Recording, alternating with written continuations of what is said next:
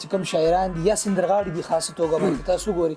هغې دپاره د یو لفظ نوم استعمالیږي د ډم دا لفظ به تاسو ما اورېدلی په دې معاشره کې او بیا چې کوم دی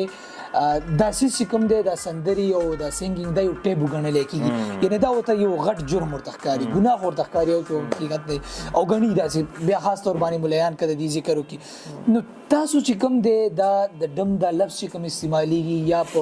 سینګینګ باندې سینګینګ چې ټیبو ګڼلی کېږي کوم پابندي پې د معاشره کې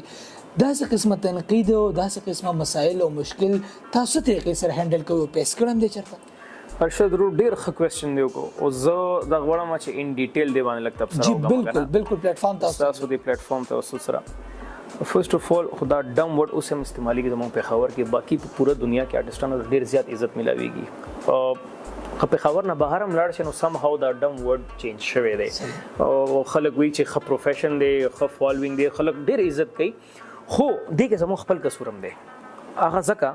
چې موسټ اف د آرټسټ که تاسو وګورئ د پاس کې چې کم پاتې شوي دي زموږ جنریشن نه مخکې هغه ویل ایجوکیټډ نه وو they didn't have any idea چې یار څنګه به موږ خبرې کوو ګوره دا ډېر یو پروفیشنل فیلډ دی خپل یو انټرنل ګرومینګ ایجوکیشن ډېر مست شی دی پکې اوس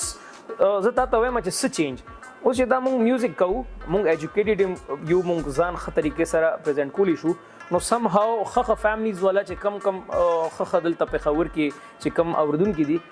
نو د هغو مایند ګرومینګ کېږي لګیا دي ون وے اور اندر چې یار آرټسټ خو داسې وي آرټسټ خو ویل ایجوکیټډ وي آرټسټ خو خبرې هم کولی شي آرټسټ خو انګلیش کې هم خبرې کوي آرټسټ خو ګیټار هم وایي آرټسټ خو ښه کپړې ماچي نو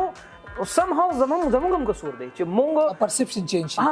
مونږ ځان ښه طریقې سره پرزینټ کولی نه دی خلکو په مخکې نو ځکه دا ډم ورډ چې کوم دی دا مخکې دلته نو اوس دلته په پیک باندې خو مونږ یو بیړه اوچت کړی چې یار نه مونږ به پېښور نه پرېږدو دا چې کوم سټیریوټایپ دی پېښور سپیسیفیکلی پېښور د خلکو چې کوم سوچ دا به مونږ بدلو